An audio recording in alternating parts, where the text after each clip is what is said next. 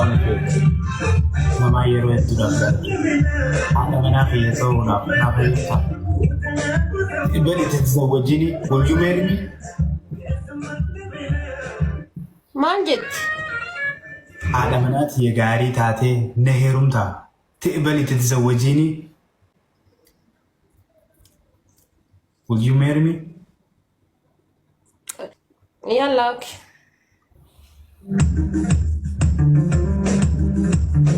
Soba tokko malee amma namni ijoollee kanatti qannaatanii jirtanii dhugaa dubbachuudhaaf. Ani garuu gara kootiin hedduu takka qanna'e. Maasha Allah jedheen hin jira. Waaw waaw waaw waaw waaw. Hedduu takka namatti tola. Qaba soo ta'e, dhugaa soo ta'e, bakka just nama bohaarsa jechuudha hojiin isaanii. Waaw.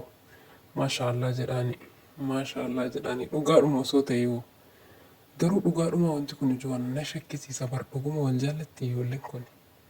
Dhuguma asaasabanyi kun asabsiisaa jira beektanii amma asaabaa jira jechuudha raaseen iyyamara markunu asaabaa jira እውነቱን ወይ ውሸት ነው ይሄ ነገር ያልኩት በቃ ሁሌ ይሄን ነገር እየፈከርኩ ነው የምውለው ከዋንuma kana yaadataa oola jechuudha sobamoo dhugaadha ijoolleen kun dhuguma wal jaallatti immoo sobaadha jedheetana baay'ee takka yaada keessa gala mee namni yaada keessa galtanii jirtanii akka kan koo dhugaadha moo soba jettanii raawwattanii namni waliin dhahaa jirtanii jirtanii moo akkamii moo jala murtaniituma wal jaalatan jettu moo hin sobu jettanii yaaddu.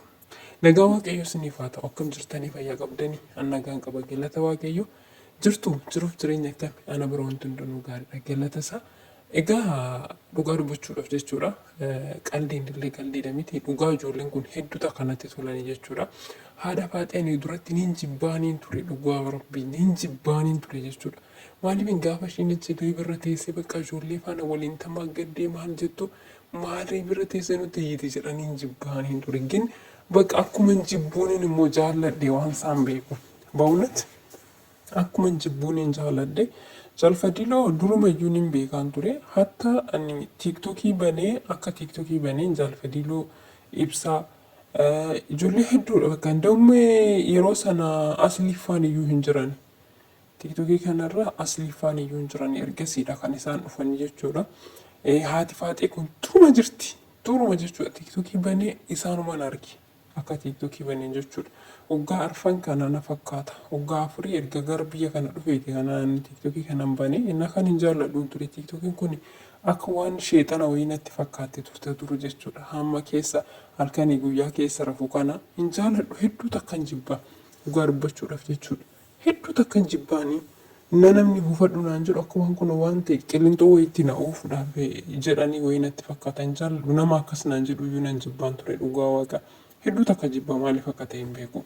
Garuu akkuma jibbuu tiktokiillee hin jaalladhe akkuma jibbuu jaalladhe haadha faaxillee akkuma ishee jibbuu jaalladhe jechuudha maaliif akka ta'e hin beeku. Karaa kiyya fuulduraatitti jaalala isheedhaaf qabedhe kana ittuma naafufsiisuun jedhaanii dhugaa dubbachuudhaaf. Maaliifini namni takka nama akkas alaala irratti ilaalee jibbuun alaala irratti ilaalee madaaluun alaala irratti ilaalee jechan taanii jechuun dhugaa baay'ee sheemidha jechuudha. Maaliifin ani mucaa kana amma dura ittiin dhiyaadhu gin bakka adoon keessi kooshii ittiin hin jiru jechuudha gammachuu ittiin qabuun ture dhiibirrannaa siin hatta illintinii siin qabuun ture jechuudha fooloo siin qabuun ture hin hordofulleedha. Hin hordofulleedha jechuudha gin erga bakka akkas isheen jaalfadhiiluu faana taphachuu jalqabde adoon maal akka ta'e hin beeku mucattiin kun jaalalli isii uffatuma keessa kootti illee nammee bakka liivii si jalaan bahu innas liivii seente fiigeetuma isii jala seena jechuudha maaliif akka ta'e hin beeku dhugaa gaafa siin gadditu bakka natti dhaga'ama keessa kootti akka siin gadditu keessi koo akka siin gadditu naaf hin eeyyamu bakka adoon maal akka ta'e mucaa waliilaan ishee jaalladhe moo akkamii akkisaa waliyaanoo dubara dhiira miti waan isaan olii wallaale bakka walumaan wallaalchite maal akka ta'e hin beeku. እና የሆነ በቃ ፍቅር የፍቅር ሰው ናት እቺ ልጅ እውነቴን ነው የምላችሁ dhugaa kunis ni jira dhugaa kunis ni jira bakka የሆነ ሀሳብ irrafeelle wooma ishii yaada odoo mucaallee ta'e fakkeenyaaf odoo jaalfadhiiloo ta'e ishiitti naafee yookiin isa jaalladhe kiniini hin jedha.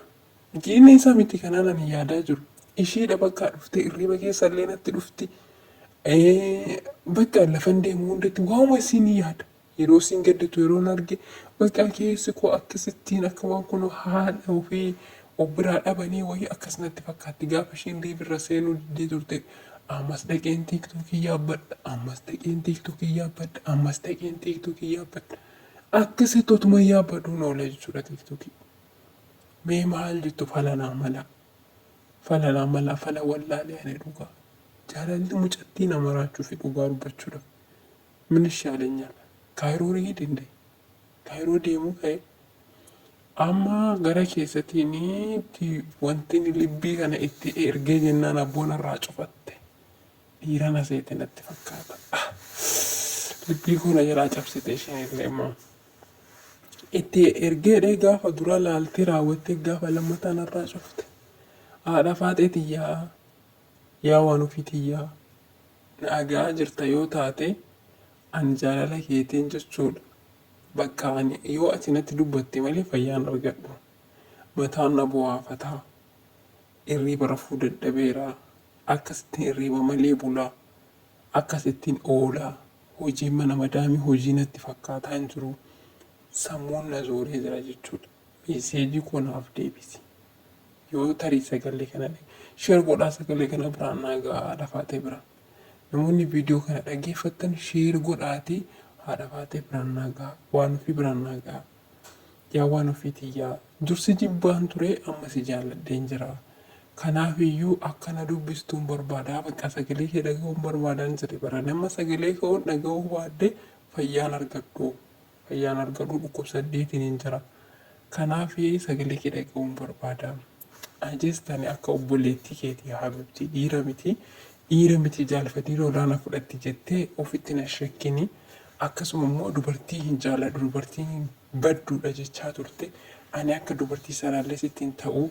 Ani immoo akkasuma jaarsa qaba. Jaarsa namarree hin barbaadu jechuudha. Jaarsa keessarraan fudhadhu. Jaalfatii oleenatti shakkini. Ani suma jaaladhee kananii jaalaluma keetu keessa koona bu'ee jira waan ta'eefi. Atummaan inti natti dubbadhu sagaleedhuma keessa na dhaga'uu fedhee jechuudha amma bakka. Lakkaa dubartiin akkanatti dubartii jaallatti jiru. በጣም እኮ ነው በቃ እኔ እንጃ እንቅልፍ የለኝም። ሌሊት ሁሉ በቃ እሷ ስር ነው ቁጭ ብዬ እያየሁት ነው የሚያድረው። እሷ ከወጣች እኔ እወጣለሁ፣ እሷ ከገባች እኔም እገባለሁ። በቃ እኔ ምን አባቴ ሊሆን ምን አይነት ፍቅር ነው እንዴ? ገረመኝ እኮ። እስቲ መላ በሉኝ በጌታ መላ በሉኝ እንዴ! ምን አይነት የፍቅር ሰው ናት እቺ ልጅ? እውነቴን ነው የምላችሁ እንዴ!